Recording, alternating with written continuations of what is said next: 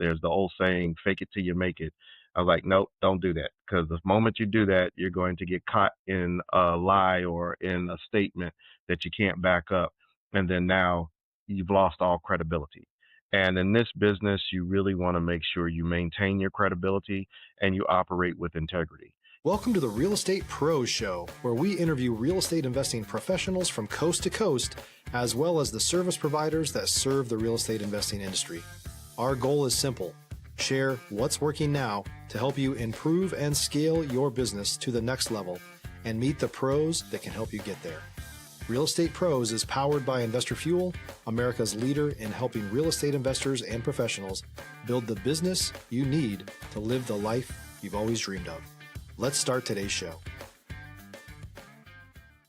Property insurance for real estate investors doesn't have to be difficult, but it does need to be there to protect you when you need it. MyInvestorInsurance.com not only provides insurance at 15 to 30% cheaper than traditional agencies, it's built specifically for real estate investors like you.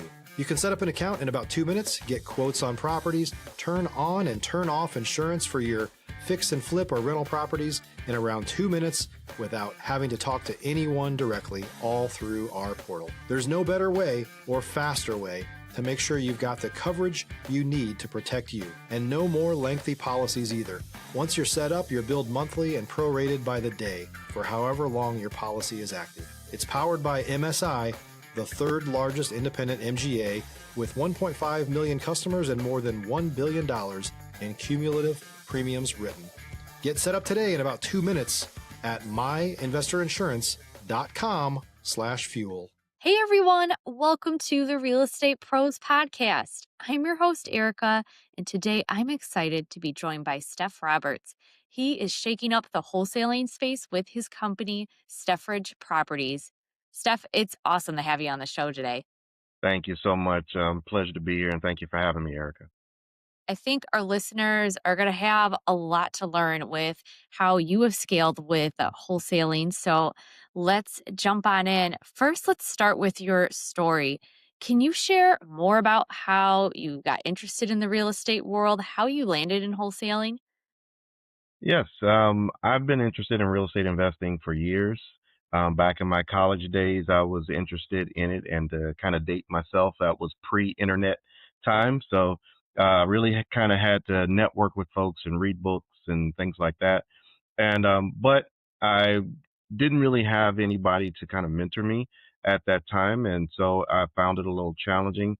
And like many people, I allowed life to kind of just drag me on with it. So I got into the corporate arena and kind of put real estate on the back burner. But years later, after visiting with some friends and someone asking me, I was at a event and networking with folks and made the comment, oh yeah, at the time I was managing hotels. And I said, yeah, I manage hotels, but I've always wanted to get into real estate investing. And they said, well, why aren't you in real estate investing? And I didn't have a good answer for them. And so that was kind of my first nudge back into the real estate market. And so I jumped into the business with both feet. I tell people I recommend doing it that way and don't recommend doing it that way because it can be very stressful. However, it's very motivating. If you jump in and there is no plan B, there is no backup plan, you hustle and you make sure you get things done because you have to. I would say if you get hungry enough, you will make it work. So I jumped in. This was about 10 years ago, and never looked back. And so I've been doing real estate investing, primarily wholesaling, for the past 10 years, mainly here in the Atlanta market, and have met some wonderful people, have networked heavily, have some great connections. And because of the success I've had in the business, I also started focusing on trying to be a blessing to other folks. I had made a promise to myself because of the struggles I had of finding someone to help me in this business, that once I learned this business, I wanted to be the person that I was looking for when I first started. So I've started mentoring and help people out, and I do that right now in addition to my wholesale investing business. That's really, really awesome. And I have a feeling this kind of ties into the mentorship that you have now. But if you look back on those earlier stuff when you were first starting out, and there were probably some challenging moments there. If you could start that journey over in the beginning, what would you do differently? Stop living on an island and join the #1 mastermind in America for professional real estate investors. Investor Fuel is a community of hundreds of the nation's top investors working together to build stronger businesses and better lives. In addition to the amazing community of real estate investors acting as a board of advisors for one another, Investor Fuel members have access to 100% funding on purchase and repairs for our members only, a health insurance program, and benefits and discounts that more than pays for the membership of most of our members, meaning it's actually costing you money to not be a member of Investor Fuel. If you're looking to scale your business and build a business that allows you to live the life of your dreams, please visit investorfuel.com today and book a call with our team. Oh, I think one of the biggest things is um, not let fear prevent me from moving forward. I think most new investors start off and are like, I don't want to make a mistake. Well, guess what? You're going to make some mistakes. It's going to happen. I know veteran investors that still make mistakes. It's part of the business. The goal is just to try not to make any catastrophic mistakes, but you are actually absolutely going to make some mistakes. Um, I just try to push a lot faster. I think early on I was hesitant with like a lot of new investors because I was like, okay, am I saying this right? Am I doing that right? Instead of just going for it, trying it out. Now, as I've been in the business a lot longer, my confidence obviously has increased. So I'll take chances in a lot of areas now a lot quicker because of my confidence. But that's also why having a mentor helps you out. The joke that I've often said many times is between me and Michael Jordan, we've won 6 NBA championships. And so I was like, that's a true statement, but it doesn't mean that you have to do all the heavy lifting.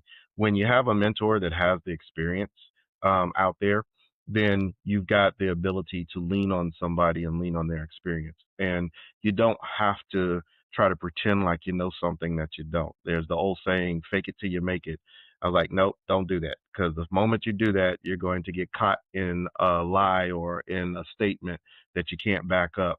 And then now you've lost all credibility.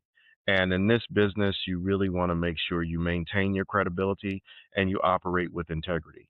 Your name is everything in this. And the moment you show that you're willing to cut corners or not do things properly, then your bad reputation will get out there. And when you focus on doing things right, your good name will get out there. And so I've had people approach me for business opportunities strictly because of my work ethic and what they've seen from other people that have said how I operate in business. So, and I hold on to that very strongly. Yeah. Yeah, that's really awesome. Well, I kind of want to get into this wholesaling with you. Steph, when it comes to finding motivated sellers, what kind of strategies do you use for your deals? Yeah, I do. As I've mentioned to other folks, I kind of do a combination, both old school and new school is what I focus on. I feel like a lot of the old school strategies are kind of coming back and are being more effective because a lot of people are shifting away from them. So having those are there, and what I mean by old school is bandit signs, driving for dollars, probate listings that you have to physically go to the courthouse to get the information to approach these leads. These are some of the old school methods that I feel, and even mailers, postcard mailers, or mail out letters that are in envelopes. These are all strategies that I feel are picking back up as far as their effectiveness. But I also use modern techniques as well. AI is something that you have to find a way to integrate into your business. If you're not using AI in this day and age for your business, you're behind the curve. And so you really want to make sure you learn more about it. And it's not as daunting as a lot of people may think. Some people say, AI, I don't know anything about all this new technology. there's plenty of ways to learn it. I've even seen free classes at my local library that you can go to learn some of the basics of these things. So there's opportunities out there, but you really got to find ways to reach people in general because, as you mentioned, what I'm looking for are motivated sellers. Well, the motivated sellers, there's motivated sellers every single day. The challenge is they don't know me and I don't know them. So I got to get in front of them. I've got to market. I've got to advertise. I've got to reach out to people. And I always tell people the strategy that works is the strategy that works. And so whatever is working for you, implement that more. I know a guy that does door knocking, and he's been real effective with it. Door knocking is not really my, ideal strategy. It's not suitable for my personality. But I can't sit up here and tell him, oh, you shouldn't door knock when he's having success with it. And so whatever works for you is what works for you. So you want to make sure you find out what strategies fit your personality the best and that are effective. If you're looking for consistent, high quality leads, look no further than Investor Machine. Investor Machine isn't just another agency, it's the most sophisticated, data driven lead generation company on the planet for real estate investors and serves the role of being not just a lead generator for your business, but a marketing partner that is helping you achieve your goals along the way. Go to investormachine.com to learn more and schedule a call with our team today.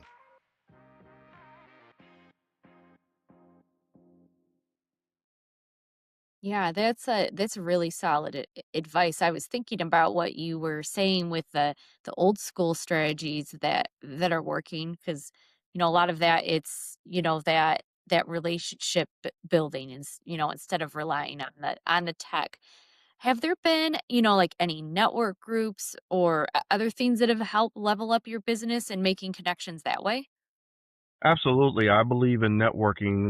Again, you hear me quote a lot of sayings all the time, but where they say your network is your net worth. And so that's really the truth. You have to talk to as many people as possible. And in the real estate investing arena, I tell people that there's really kind of two networking events that you're usually going to focus on. Um, there are real estate investing network events, and in there you're usually trying to, in my opinion, your main focus should be on learning best practices, what to do, what ways to amplify your business.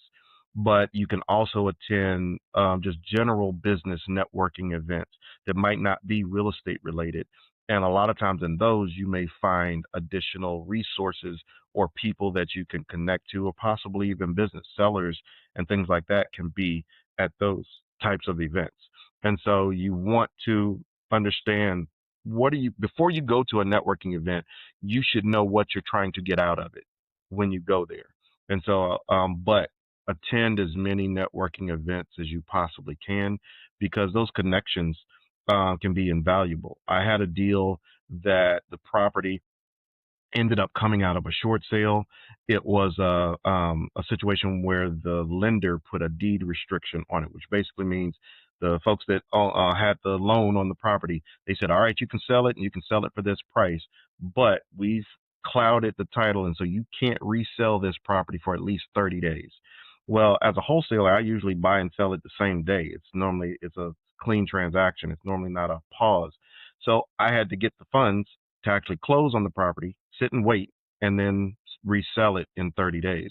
Well, I had a buyer in place, but my first thought was like, you're buying it anyway, loan me the money to buy it on the front end.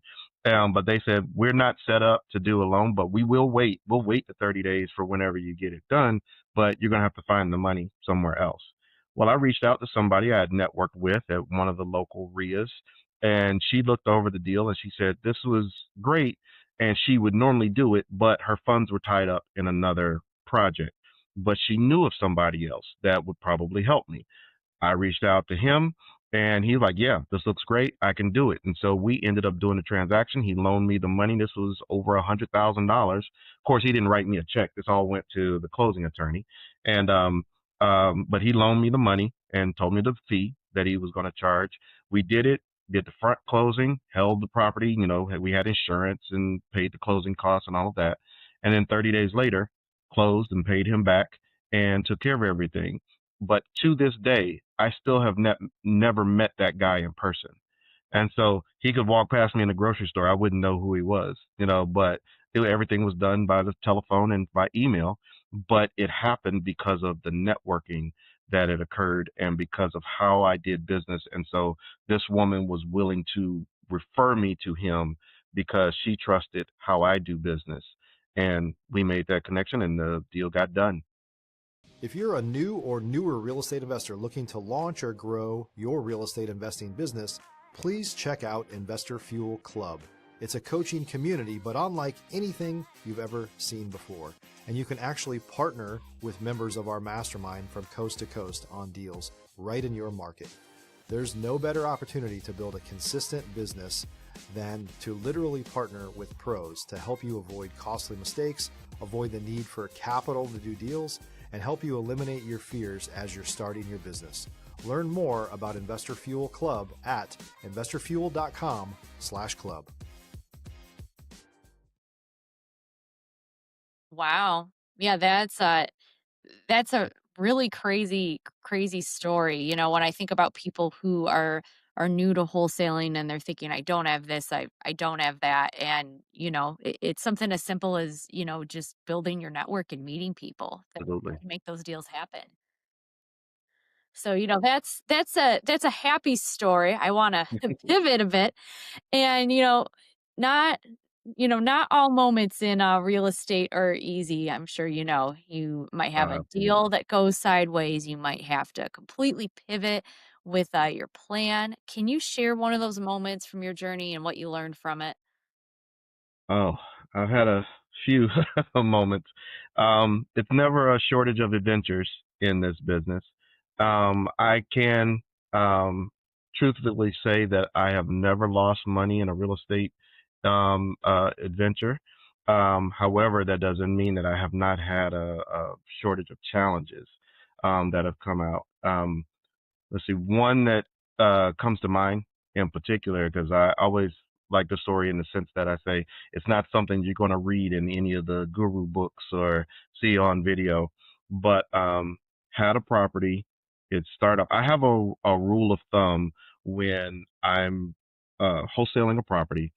My this particular rule is that if there is anyone living in the house, whether it's the owner or a tenant, I don't allow an in buyer to go buy that property without either me or somebody on my team being there. Because you never know what might be said, what might be communicated, even not even in a malicious situation, just by off the cuff conversation that can cause somebody to pause or throw off something.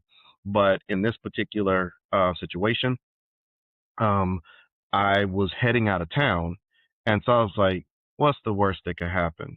And I let this particular buyer go buy the property with the owner being in the property, and this particular buyer tried to go around me on the deal. Now I had the deal locked up in a manner that they couldn't do it, but just because they can't legally do it doesn't mean they can't cause problems with communicating with the seller.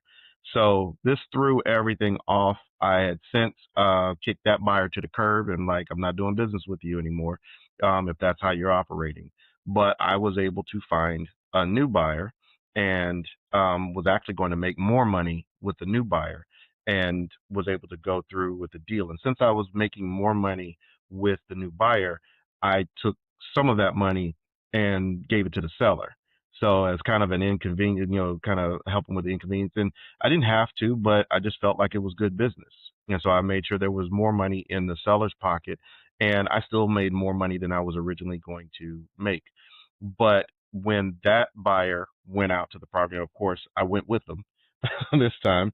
And when we went to the property, he's walking the property. And at the end of the walkthrough, this was a split level home. He was coming down the stairs and fell down the stairs onto the foyer and really hurt his arm. We weren't sure if it was broken or not. And so I had to take the guy to the hospital. And so he couldn't drive himself. So I drove his car with him in it to the hospital so he could get checked out. His brother-in-law actually worked at the hospital, so he was going to get checked out. And while we were in the car, he called his wife and daughter to meet him out there. And as I was helping him to the car in there, he's talking to the seller like, "We're still buying the house. We're still buying."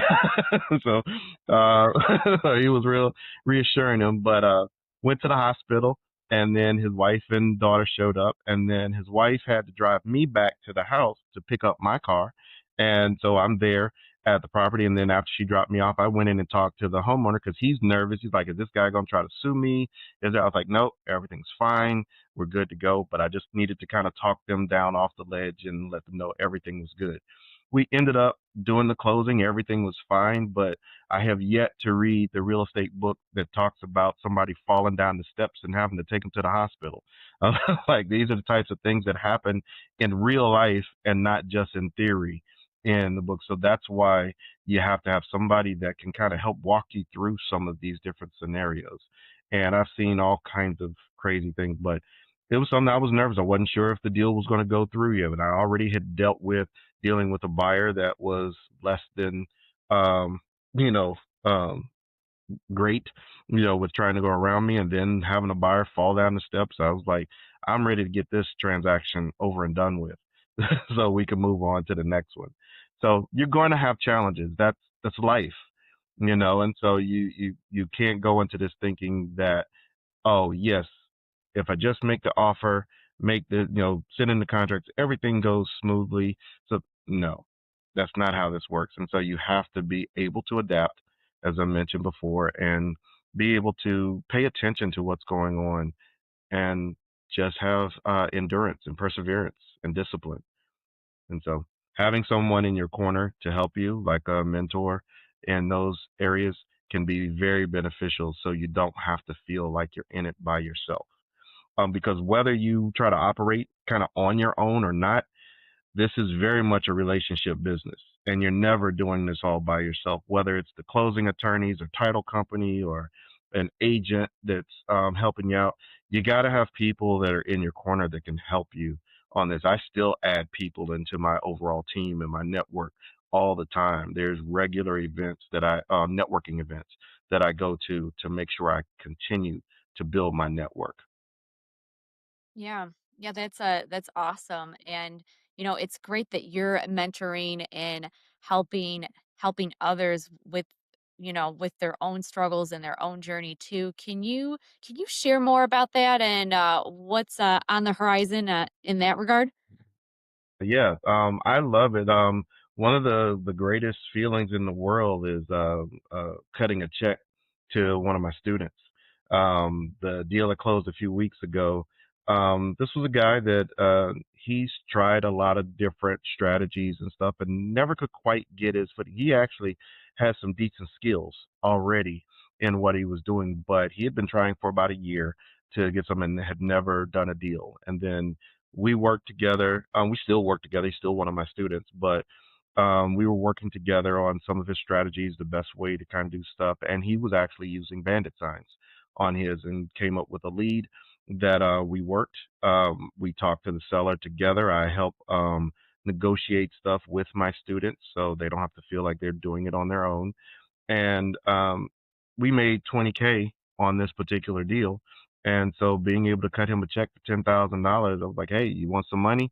And he's like, "Yeah." He said the wire came through. I said, "Yep, wire's in, so I'm ready to wire you your funds." And he was excited. And because of the fact that this happened through bandit signs, oh, one of the first things he did was buy a big ton of bandit signs with some of the money to go out and put out more signs. So he's got a few more leads that we're working as well. But being able to be that positive influence and help people get to the finish line and see results from their efforts. Oh, it's amazing. It's invaluable. And I love being able to. I always tell people it's kind of like a lot of times people will say stuff like they don't like paying bills. It's not a fun thing. I actually love paying bills because if I'm paying the bill, that means I got the money to pay the bill. So that means I've got money in the bank. And so when I'm cutting checks to people, that's a great feeling. I love being, especially when it's my students and I've seen them work hard and put in the effort. In this business, I would say the key thing is being hungry. The folks that are hungry see the results. If you're kind of doing it as a hobby and kind of, haphazardly doing anything, you'll get haphazard results.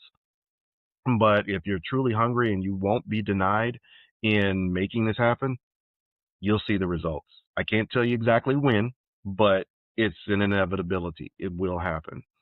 And so I love being a blessing to others.